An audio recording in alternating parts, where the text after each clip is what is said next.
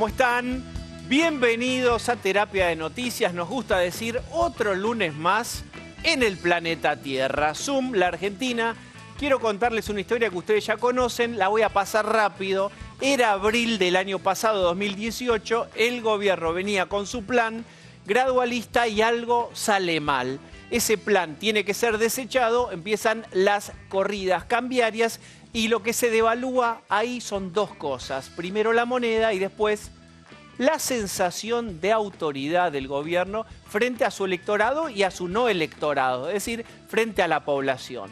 Ahí como Sísifo tiene que volver a empujar una piedra, no solo porque tiene que ir a que lo ayuden con la piedra al Fondo Monetario Internacional, va recuperando de a poco, no sin algún otro sobresalto cambiario, el gobierno y logra lo que necesita, lo que genera en Argentina sensación de autoridad y es tener 100 días al dólar calmo. En un país caótico desde el punto de vista económico como Argentina, todo podrá girar, pero si tenés al dólar quieto, generás sensación de autoridad. Lo venía y lo viene logrando de algún modo el gobierno.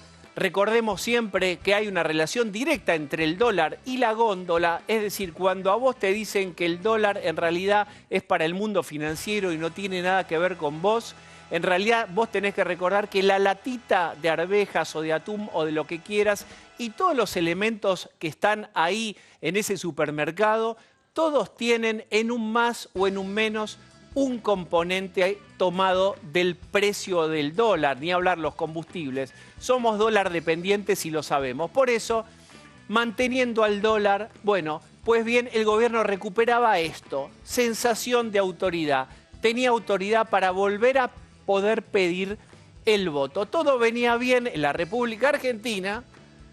¿Ustedes conocen la idea del cisne negro, de ese imprevisto, eso que está fuera del plan y puede suceder? Bueno, si cualquier país puede tener un cisne negro, ¿qué me cuentan de un país frágil como Argentina, que es un criadero de cisnes negros ahora que terminó la rural? Ese animalito voló de repente, se escapó de una jaula y estamos hablando de la guerra que escaló comercial entre Trump y China. Ustedes saben que hubo una devaluación de la moneda china con las consecuencias de lo que pasó con el movimiento hacia el dólar de los mercados. ¿Cómo impactó en Argentina? Subió el dólar 80 centavos.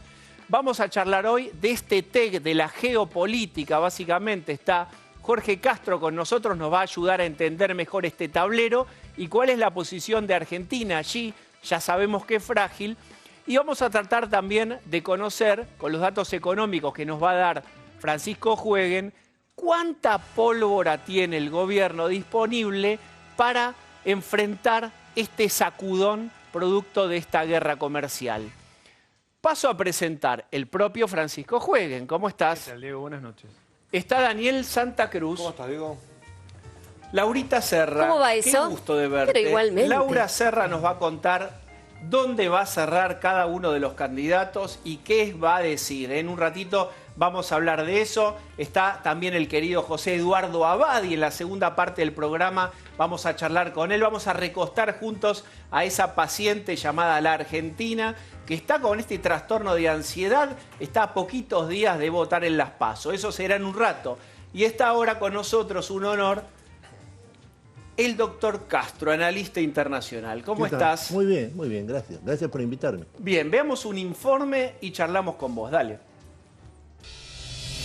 Y pensar que hace un poquito menos de un mes, Japón era el anfitrión de una reunión que venía a pacificar el comercio mundial. Queremos hacer algo para mejorar la relación comercial. Los tiempos cambian, los negocios también. China se ha estado llevando cientos de miles de millones al año. Ha llegado la hora de cambiar los términos. Trump anunció fuertes aranceles al ingreso de productos chinos y el país oriental amenazó con represalias. Es decir, una pintoresca y simple historia de amores y odios entre dos potencias mundiales donde los argentinos somos somos simples espectadores. Todo muy pintoresco y simple hasta que el yuan devalúa y atrás del yuan empiezan a depreciarse todas las monedas y arranca entonces la hecatombe, la debacle total. Por supuesto, es un tema que preocupa. A pesar de que a menos de una semana para una elección no es lo más recomendable que suba 80 centavos el dólar, el gobierno salió a poner paños fríos y a asegurar que en caso de tormenta, esta vez el paraguas tiene que aguantar. Nosotros en este programa financiero y fiscal tan estricto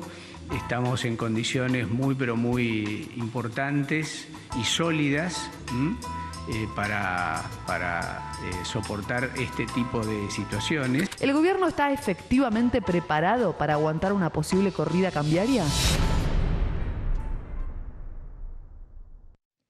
Bueno, Jorge, vamos a tratar de entender un poco el TEC. ¿Recuerdan el TEC que todos jugábamos de chicos y todavía sigue vigente ahí?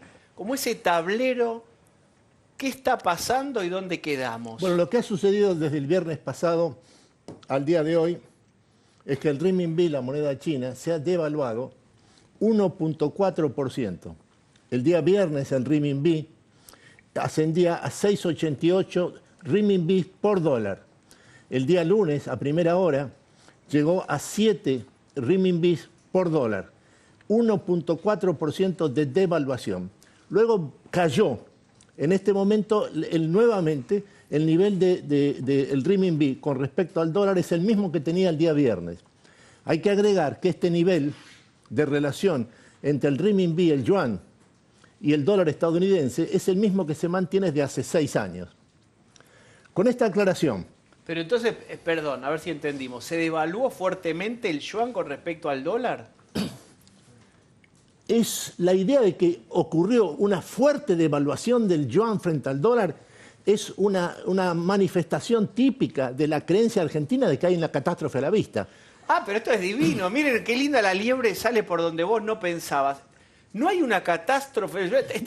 Lamentablemente para el buen concepto que los argentinos tenemos de nosotros mismos, no hay ninguna catástrofe a la vista. Acá lo que ha sucedido ha sido que el gobierno de Estados Unidos, Donald Trump, impuso una nueva sanción comercial a la República Popular con un impuesto especial, un arancel especial del 10%, sobre los 300.000 millones de dólares de exportaciones chinas al mercado norteamericano que todavía siguen sin estar sancionadas por un arancel especial del gobierno de Estados Unidos. Hay que aclarar a su vez, en un segundo punto, que esta sanción comercial impuesta por Donald Trump solo va a ser efectiva el 1 de septiembre. En el momento actual no existe esa sanción. Es una amenaza. Es una amenaza. De todas maneras... Pero no hay como reacción a esta amenaza de Trump una devaluación. Sí, hoy Donald Trump dijo que va a denunciar a China por manipulación de moneda, con lo cual sería hasta castigado por el Fondo Monetario Internacional de comprobarse. Pero esperen, después vamos a lo que va a pasar. Yo quiero que me expliquen y a todos porque a ustedes les pasa lo mismo que a mí. ¿Cómo? No hubo una gran devaluación. ¿No hubo o no para vos? Bueno, hubo una devaluación del yuan. 1.4%. Pero a nosotros nos dicen 1.4, una devaluación. Decís, nada. No, claro, para nosotros no es nada. Para el pero mundo para eso es sí un poco es una más. gran devaluación. No, para China tampoco. No ha habido pérdida de reservas entre el fin de semana, entre el día viernes y el día de hoy. Las reservas chinas se mantienen en el mismo nivel que estaban el día viernes en el momento actual. No ha habido salida de capitales de China. El total de reservas del Banco del Pueblo de Beijing es de 3 billones de dólares. Son el mayor nivel de reservas del mundo. La sigue el de Japón y es la mitad del nivel de reservas que tiene la República Popular. Pero por eso Estados Unidos ahora está acusando al Banco Central chino. ¿Dónde se manifiesta la crisis? De ganar competitividad, ¿no? Claro. En el tema comercial. Eso es. Esa es la intención. Estos son acusaciones. Son acusaciones. Son acusaciones. Lo que hay que evitar siempre es tomar al pie de la letra lo que los contendientes dicen respecto a sí mismo y al adversario. Lo que ha provocado las nuevas medidas tomadas de sanción económica por Donald Trump hacia las exportaciones chinas es una fuga de capitales del mundo entero que buscan salida en una inversión en los Estados Unidos. Es lo que se denomina flight to quality, claro, que es la búsqueda de refugio seguro.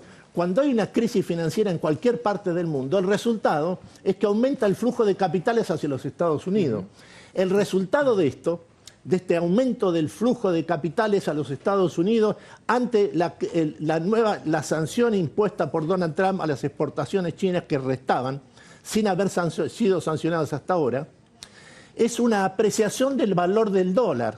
Al apreciarse el valor del dólar, se aprecia el valor del dólar en todos los países emergentes. Y se devalúan todas las otras monedas emergentes. Y se devalúan las propias monedas nacionales de los países emergentes. Como es usual, el país emergente más afectado por el proceso de apreciación del dólar norteamericano es la Argentina. ¿Quién es? Es la Argentina. Y la razón por qué es la Argentina no es porque los argentinos tengamos un código genético equivocado. Nada de eso. Es porque la economía argentina es la más dolarizada del mundo.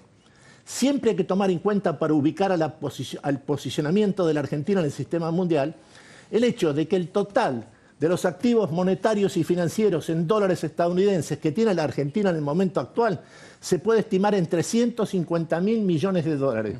El total de activos monetarios y financieros en pesos moneda nacional que tiene la Argentina hoy, si se los mide en dólares norteamericanos, son 90.000 millones de dólares. Claro.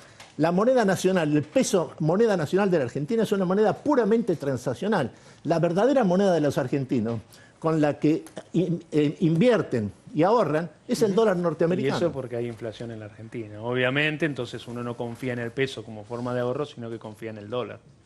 Ahora, decir que hay crisis de confianza es un subentendido, porque lo que hay que tomar en cuenta es que la Argentina carece de moneda nacional. Este es el verdadero término. Cuando se habla de que es un sistema bimonetario, lo que se dice, hay que agregar, que la moneda nacional, el peso moneda nacional, es una moneda puramente transaccional, con la que se pagan los impuestos, el servicio doméstico, pero no se ahorra ni se invierte. A ver si yo entendí bien y todos entendimos bien, y si no, corríjanos, que no pasa nada con la corrección.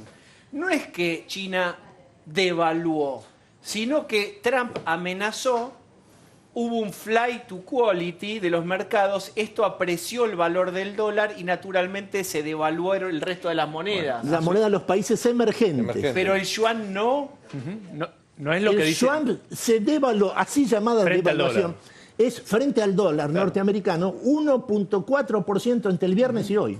Y entonces, ¿qué hacemos con todo el mundo que escribió fuerte devaluación del yuan frente al dólar? Doctor, yo le, ¿Está bien o está...? Deja de explicar esto porque si nos volvemos locos. El tema es el motivo, o sea, el yuan se devaluó. En realidad el dólar se apreció por una salida de capitales de todos los mercados emergentes. Si pero uno no han salido los capitales de China. No hay pérdida de reservas en China, en modo alguno. Además, el dato... Esto es mucho peor porque quiere decir que Argentina es más... Ni siquiera pasó realmente y Argentina subió el 80 centavos. Absolutamente.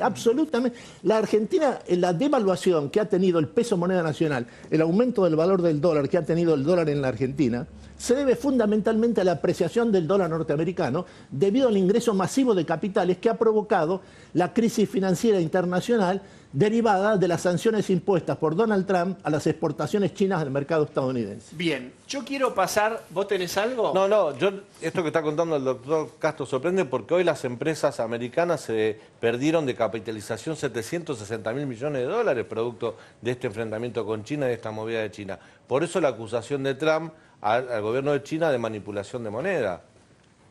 Son acusaciones. Pero la pérdida estuvo en la capitalización de esa empresa. Empresas como Google, empresas líderes que cotizan en bolsa, perdieron esa cantidad. Pero se trata del sistema financiero internacional. El sistema financiero internacional es 6 veces el Producto Bruto Global. La pérdida de las empresas norteamericanas de 700.000 millones de dólares es una cifra insignificante en relación al contexto del sistema financiero internacional. ¿No le damos internacional. valor entonces a las acusaciones del secretario del Tesoro, Steven Mnuchin, acerca de que el Banco Popular Chino impulsó una devaluación del yuan para ganar competitividad en este enfrentamiento comercial? Con respecto a las posiciones del gobierno norteamericano, yo siempre tengo presente lo que dice Churchill en las Memorias de Guerra, cuando dice: siempre me admiró la forma en que se llevan bien con su conciencia los norteamericanos. Entonces, son víctimas y al mismo tiempo actúan a la ofensiva, pero siempre a la defensiva. O sea, puedo decir que el mismo victimario es Donald Trump este movimiento, al haber tuiteado que iba a... un victimario. Bueno, él acrecentó las tensiones comerciales. Que surge de una intención malévola. Es el hecho de que Estados Unidos, con Donald Trump a la cabeza, en los últimos 2 años ha recuperado el crecimiento, ha recuperado el liderazgo mundial debido al crecimiento de excepción de la economía norteamericana. Jorge, viste como el juego de cajas China, ya que hablamos de China, hay digamos, como categoría. Vamos a la más grande de todas, que es, ¿explicás para principiantes, puedo ser yo, qué están peleando China y Estados Unidos y cómo manejan esa guerra? Sí, cómo no. No hay en este conflicto comercial, esta guerra comercial entre Estados Unidos y China, nada relevante referido a lo comercial. Ahí también me desconcertás, pero hoy es tu noche, así que dale. Lo que está en disputa entre las dos superpotencias de la época, Estados Unidos, la República Popular, es el dominio de las tecnologías de avanzada de la nueva revolución industrial, especialmente la inteligencia artificial. Esas tecnologías avanzadas son 3. Inteligencia artificial, la decisiva, la Internet de las cosas y la robotización. El que domina estas 3 tecnologías, sobre todo la inteligencia artificial, tiene en sus manos el poder del mundo del siglo XXI. Esto es lo que están disputando Estados Unidos y la República Popular, donde siempre hay que tomar en cuenta que la visión de Estados Unidos, de la República Popular, es la que establece la estrategia de seguridad nacional de los Estados Unidos emitida por el gobierno de Donald Trump en diciembre de 2017, que caracteriza a China como su principal competidor estratégico en el sistema mundial y que además sostiene que a través del desarrollo de este programa denominado Made in China 2025, esta situación de competición estratégica entre Estados Unidos y China tiene para Estados Unidos una intención letal, porque afecta a sus intereses vitales en materia de dominio de las tecnologías de avanzada de la nueva revolución industrial. O sea, lo que se está jugando es el dominio de la tecnología, digamos, de la inteligencia y sobre todo la artificial. Exactamente. Y entonces, ¿qué pasa con lo comercial? La venta, lo que puede entrar, ¿qué pasa con todo eso que escuchamos? Es donde pegar, digamos. Lo comercial es esto. Golpea. Lo comercial es esto. En términos comerciales, el comercial que tiene China sobre Estados Unidos son 340.000 millones de dólares el año pasado. El total del comercio bilateral entre las dos superpotencias son 540.000 millones de dólares. El superávit comercial de Estados Unidos, de China sobre Estados Unidos, es más de 60% del intercambio bilateral. Entonces, ¿quién tiene superávit? Repetí eso de los dos. China, pero de lejos. Por lejos. Claro. De lejos. Y lo que han acordado ya en las negociaciones que comenzaron en la reunión de Buenos Aires del Grupo de los 20, Trump y Xi Jinping, es que China va a aumentar sus compras a Estados Unidos en 100.000 millones de dólares por año hasta cubrir ese superávit comercial en un plazo de 2-3 años. Entonces, si ya que en Buenos Aires los habíamos hecho amigar, con 2 mates calientes y con la espuma justa, y se acuerdan que era el orgullo argentino, había sido el G20, Macri llorando, parecía una escena pero después de una película. Saca, después hubo otro G20 no saca. Bien.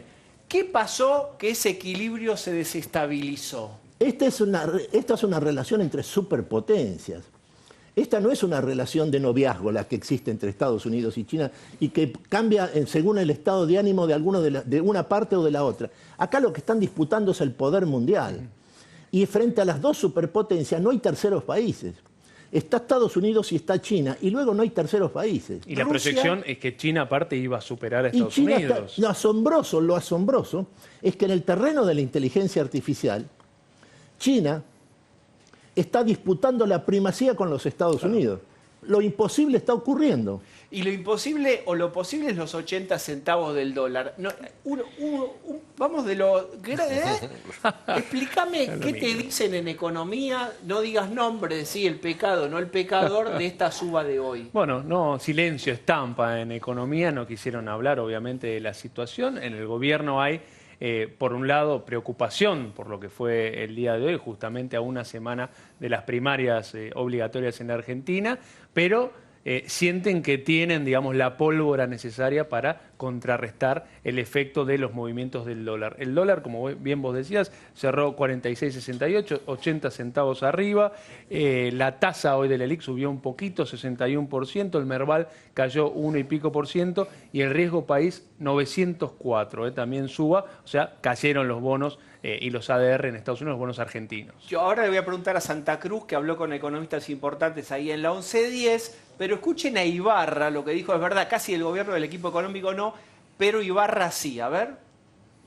La ventaja desde la Argentina es que nosotros en este programa financiero y fiscal tan estricto estamos en condiciones muy pero muy importantes y sólidas para soportar este tipo de situaciones, pero que bueno, son situaciones exógenas que suceden y que lo mismo afecta de la misma manera a otras monedas en el mundo y a otros países en el mundo. No nos lo hubiéramos hablado en gabinete, por supuesto, es un tema que preocupa, es un tema de la economía mundial, vemos atentamente, pero como les decía y como el mismo Duhovne explicaba, lo más importante es que la Argentina, con enorme esfuerzo de todos los argentinos, ha hecho en el último, sobre todo en este último año y medio, un esfuerzo muy pero muy importante para tener una economía desde el punto de vista fiscal sólida, con superávit comercial, y entonces eso nos posiciona de una manera mucho más sólida para enfrentar situaciones de este tipo. ¿Cuánta pólvora tiene Argentina para enfrentar esto y acomodar el dólar? ¿Santa Cruz tiene alguna idea? Hablamos con algunos economistas para preguntarles cuánto tiene de resto el Banco Central para pelear una posible devaluación de la moneda. Y en principio se habla de que cuentan con 3.000 millones de dólares de acción inmediata y que posiblemente, esto es lo que especulan, el Banco Central no lo confirma, existan 4.000 millones de dólares más permitidos por el FMI, lo cual le daría entre 6.000 y 7.000 millones de dólares, que sería una pólvora para bancar una pelea corta, digamos. A ver, ¿afirma o desmiente este número? No, afirmo. Hay que acordarse que el Fondo Monetario Internacional prestó cerca de 56.000 millones. Todavía no llegaron todos, pero claro, ya gran parte de los fondos del Fondo Monetario efectivamente ya llegaron, y lo que está haciendo el Banco Central es interviniendo en futuros y tiene cerca de 6.000 millones para vender en futuros. Tengo entendido que la herramienta más efectiva para controlar el dólar es la tasa y las otras dos acompañan. Pero me han dicho altas fuentes que... Y una lectura que hacen algunos economistas es que como fue para toda Latinoamérica una devaluación de un 1.2, 1.4, 1.5 de la moneda, que Argentina, en esta situación endeble, haya devaluado un 1.6, un 1.7, la sacó bastante barata. La sacó barata Argentina. La Argentina, si el dólar se aprecia en todo el mundo y afecta a todas las monedas emergentes, no interviene. Deja flotar el tipo de cambio igual de como flotan en los países, por ejemplo, igual de lo que pasó en Brasil. La Argentina y Brasil devaluaron más o menos lo mismo hoy. Lo cierto es que si hay una devaluación disruptiva, esto dice un poco el acuerdo con el Fondo Monetario, ahí sí se interviene para suavizar. Lo que se hizo es suavizar. Hoy se vendieron futuros, ¿no? Y la Argentina tiene margen, tenía 3.500 millones de dólares de futuros para intervenir, y el Fondo Monetario le autorizó 3.000 millones más. Tiene munición para hacerlo y tiene reservas, obviamente. Bien, muy bien. Pregunta. No, la cuestión es si en esta situación tan frágil que estamos viviendo, por cuestiones exógenas, como dijo el ministro, no se podría de alguna manera empeorar o agudizar después del domingo que viene, ¿no? Porque estamos todos como atentos a al resultado de las PASO y a la cuestión política, ahora sí, doméstica. Digamos, si en esta situación más frágil el dólar se puede disparar después del domingo próximo, ¿o no? Es difícil hacer, obviamente, futurología, pero está claro que de acuerdo a la diferencia que pueda existir entre Alberto Fernández y Mauricio Macri, se acentúa el riesgo que puede tener la economía argentina. Es más, hoy vos ya estás pagando una sobretasa en las LELIQs y demás de riesgo por encima de la inflación. Por lo tanto, ya hay riesgo argentino que vos estás pagando. ¿Qué va a pasar con el dólar? Y habrá que esperar, obviamente, a las elecciones. ¿Es así? Argentina es una especie de paciente inmunosuprimido y tiene alta sensibilidad, se tiene que cuidar mucho para ser diplomático con la expresión. Jorge. La Argentina en este momento tiene un total de reservas en el Banco Central por 57.000 millones de dólares. 67. 67.000 millones de dólares. Es el resultado del crédito otorgado por el Fondo Monetario Internacional de 57.000 millones de dólares, que es el mayor crédito otorgado por el Fondo Monetario Internacional en toda su historia, a un país determinado, emergente. Pero además de este respaldo del Fondo Monetario Internacional, tiene todavía un respaldo mayor la Argentina, que es el respaldo irrestricto, sin limitaciones, del gobierno del presidente Donald Trump a la Argentina en el momento actual. Hace un mes estuvo el secretario de Estado, Mike Pompeo. La semana pasada El secretario de Comercio. estuvo el secretario de Comercio, Wilbur Ross. Importantísimo. Los dos vinieron a decir una sola cosa: el respaldo total, inequívoco, al gobierno de Mauricio Macri y a su reelección. Estados Unidos está dispuesto a hacer lo posible y también lo imposible para mantener en pie la estabilidad cambiaria de la Argentina. ¿Es normal este apoyo tan explícito de Estados Unidos con otros países? No creo que... ¿Por qué querría esto con Argentina, más allá de lo que uno supone, geopolítica, la vuelta de otros proyectos, si querés vos, más populistas? ¿Cuál es la explicación? ¿Por qué está tan jugado Estados Unidos acá? La Argentina se ha convertido en un caso testigo en América del Sur, contrapuesto a la experiencia de Venezuela, en el sentido de que es un país que está en un pleno proceso de reforma y que en donde está en juego el poder político, porque todo el poder político que la Argentina tiene está en manos del presidente de la nación. En este sentido, el respaldo de Estados Unidos es una prioridad geopolítica para el gobierno de la Argentina, es una prioridad geopolítica para el gobierno de Estados Unidos, Donald Trump. Y Donald Trump y los Estados Unidos, bajo su liderazgo, se ha transformado nuevamente en el líder mundial, debido al crecimiento de excepción de la economía norteamericana en los últimos 2 años. Mira, Diego, sumando un poco a lo que dice Jorge, yo el otro día que estuvo Wilbur Ross aquí en la Argentina, hablé con la gente de la Cámara Argentina Norteamericana, AmCham, que se reunió esa mañana con el funcionario norteamericano. Y alguien que estuvo en esa reunión me decía, yo nunca, no recuerdo en la historia de la Argentina que 2 funcionarios de primer nivel de un gobierno norteamericano hayan venido tan cerca de unas elecciones en Argentina. Y para decir una sola cosa, A ver. respaldamos totalmente, sin limitaciones, la reelección de Mauricio Macri. La mirada conspiranoide, ¿a cambio de qué? En este momento, en América del Sur, la Argentina cumple un papel fundamental, junto con Brasil, pero este es el momento, el caso testigo es la Argentina, en relación a los intereses geopolíticos mundiales de los Estados Unidos. Te hago la última, ya agradeciéndote la explicación que nos diste y la panorámica. 2 escenarios, renueva Macri. El segundo escenario es no renueva. ¿Cómo se readapta ese vínculo entre Estados Unidos y un gobierno de Alberto Fernández y Cristina Fernández? Futurología, amamos la futurología. Bueno,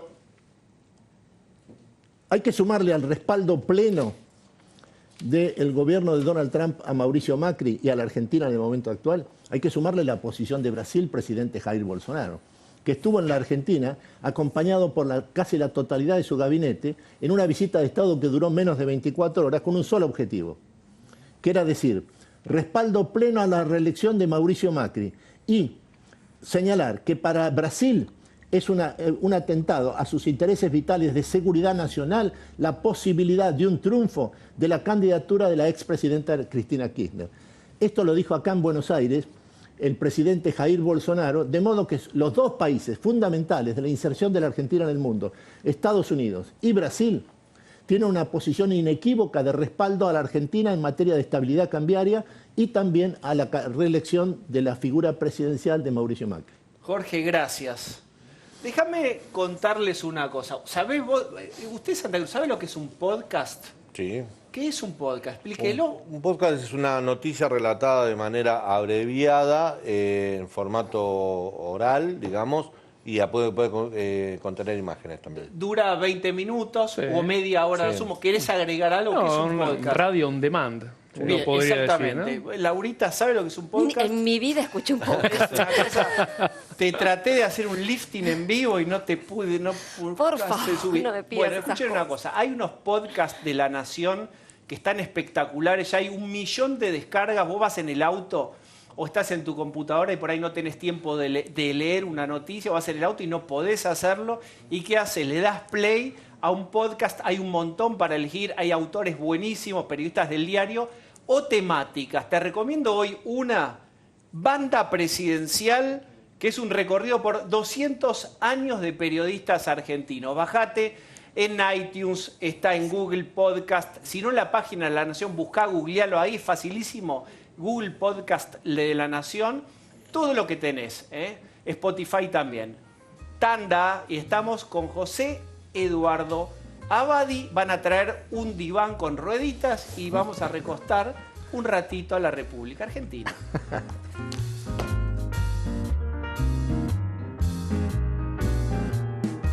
Como en una escena teatral, entraría un carrito diván, ella recostada, afectada teatralmente con las manitos así como, no sabe, doctor, lo que me está pasando. Y entra el diván de José Eduardo Abadi, lo conocen, psiquiatra, psicoanalista, muy prestigioso, es el coordinador académico también de la carrera de psicología en UADE. Sí. Gracias por estar acá. No, al contrario, gracias a vos, Diego. Seguramente está ansiosa, vamos a caracterizarla como mujer, no por nada en particular, sino por la Argentina, nada más por eso. Y se está ansiosa porque, bueno, porque de un lado me dicen que si no voto tal cosa, seremos nuevamente Venezuela o algo así, y del otro lado me dicen que si sigue este gobierno, destrucción y muerte, hambre para todos. Vemos ya dos escenas catastróficas, una de cada oído. ¿Qué estás observando esta paciente? Qué bien que lo señalás, ¿no? Entra por empezar, aclarémoslo, acá para los amigos de la mesa, entra un paciente sumamente difícil o una paciente sumamente difícil. Nos vemos obligados como psicoanalistas y psiquiatras y psicoanalistas a exigirnos lo mejor. ¿Por qué un paciente tan difícil?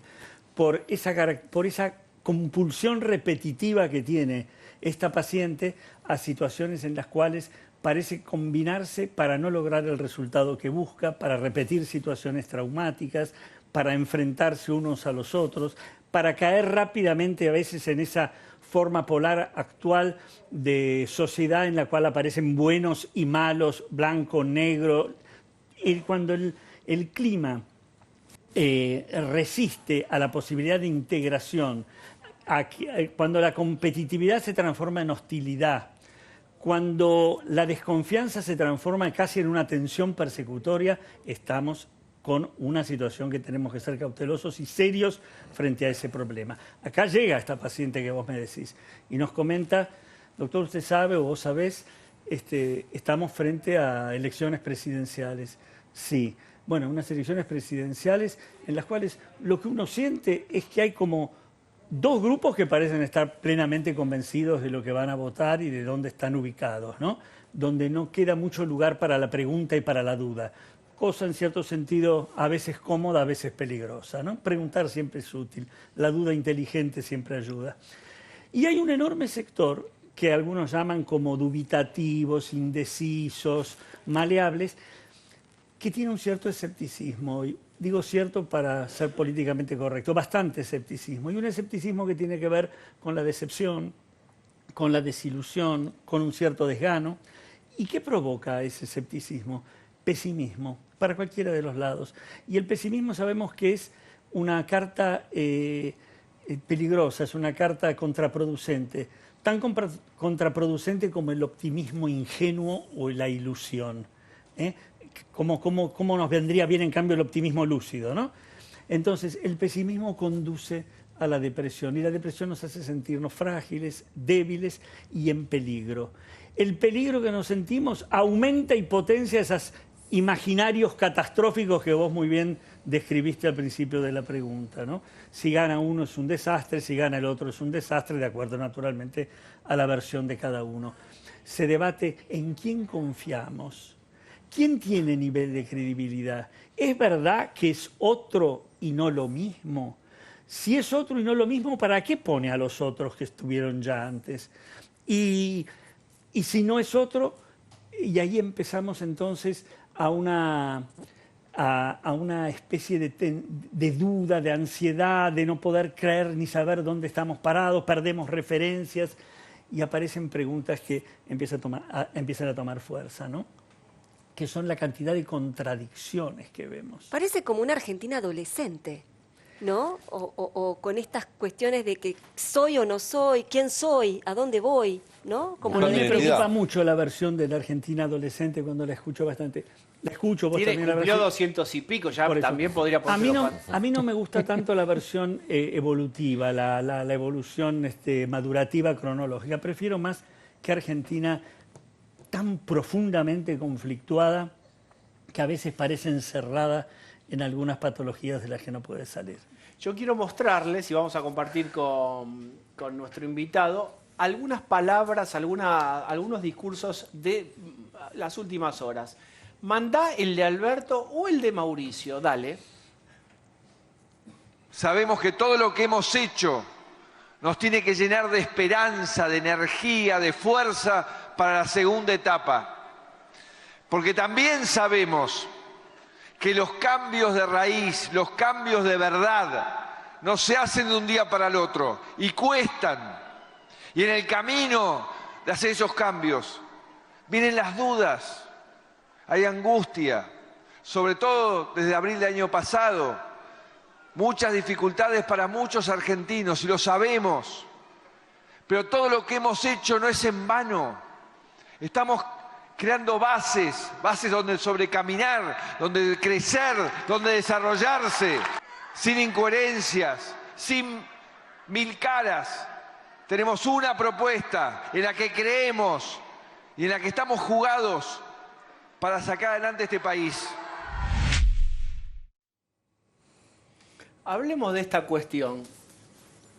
Macri propone un paradigma que es incómodo, que es el del esfuerzo. En la metáfora que quieran y que ustedes recuerden de distintos funcionarios en estos años estamos cruzando el río, dijo Vidal, en la mitad del río no volvamos para atrás. Siempre es algo que requiere un esfuerzo. Estamos en un túnel, habría dicho Michetti al principio, en el primer año, digamos. Todo el tiempo hay como una invitación para sentar bases sólidas. Un poco hay que hacer un esfuerzo. Si vos querés, permitime dar un paso más. Apareja o es intrínseco un cierto sufrimiento. Este es el discurso oficial. Si querés ser un país de verdad, hay que hacer un esfuerzo. Ya va a venir, lo más fuerte está hecho, pero falta un poco. Y del otro lado, como un cine, digamos, de los pastores, vos tenés un pare de sufrir, ¿no? Que es el espacio todos, que también tiene un discurso que puede para algunos que han sido castigados por la crisis y porque no bancan más el esfuerzo, tentador entrar a ese cine, en donde hay una misa que podemos bajar las tarifas, desdolarizarlas, podemos ponerle plata en el bolsillo a la gente, se puede comer un asado otra vez, se puede disfrutar un poco más. Pare de sufrir, dice ese templo. Bueno, ahora ya está, sí, yo termino. Decía algo. ¿Qué pensás de esto? Pero es una muy buena síntesis. En realidad, Macri estaría pidiendo credibilidad. Va a decir, créanme que estamos en el camino correcto. En fin, nadie duda que hace falta un cambio, ¿no? Esto, por algo también él es presidente hoy en día. Crean que lo que se hizo fue necesario. Crean que lo que va a venir es un segundo tiempo, tercer tiempo, como ya no sabemos qué tiempo, pero que va a darnos como resultado una estabilidad y un crecimiento y una maduración y digamos, un futuro que se... Constancias. Él está pidiendo credibilidad. ¿Por qué? Porque fueron no 2 días, sino fueron 4 años.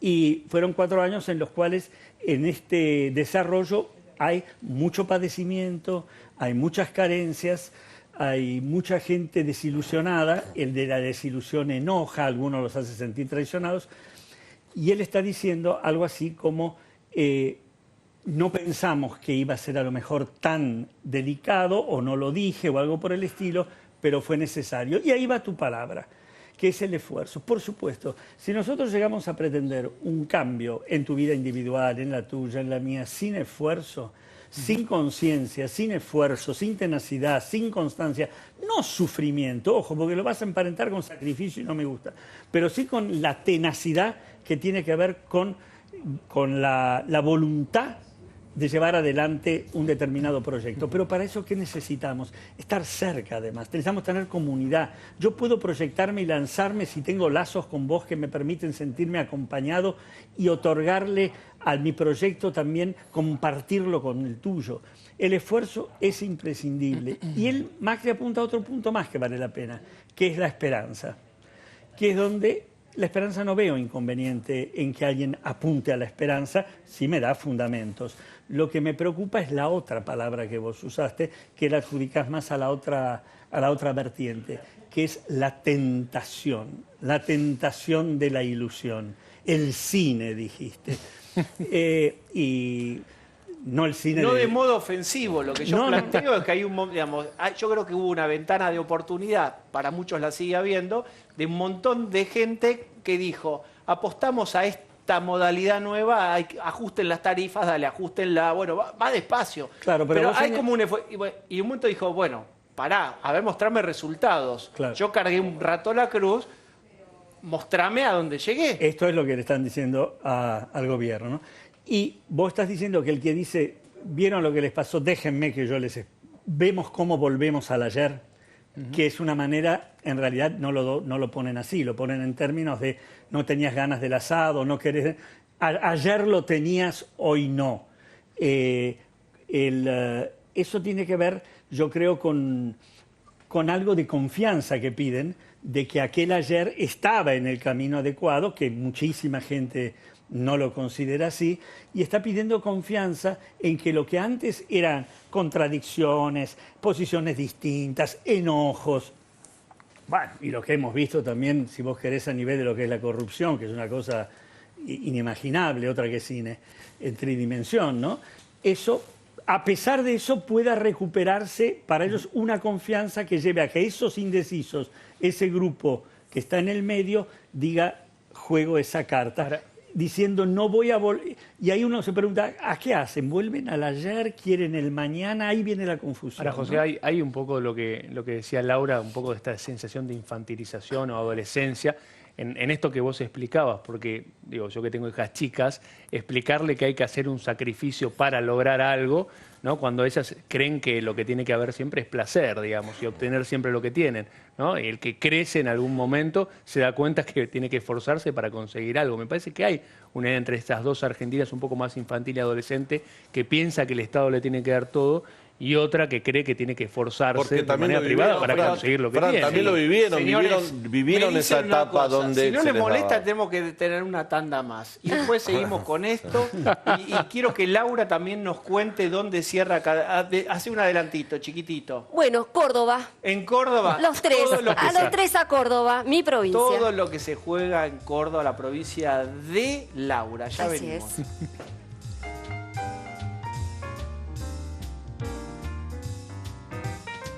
En busca de El Cordobazo, una provincia tan determinante en la elección. Laura Serra, ¿cómo están desembarcando allí los diferentes candidatos? Los tres candidatos más importantes que van a disputar las PASO el domingo próximo van a hacer escala en Córdoba en algún momento de la semana.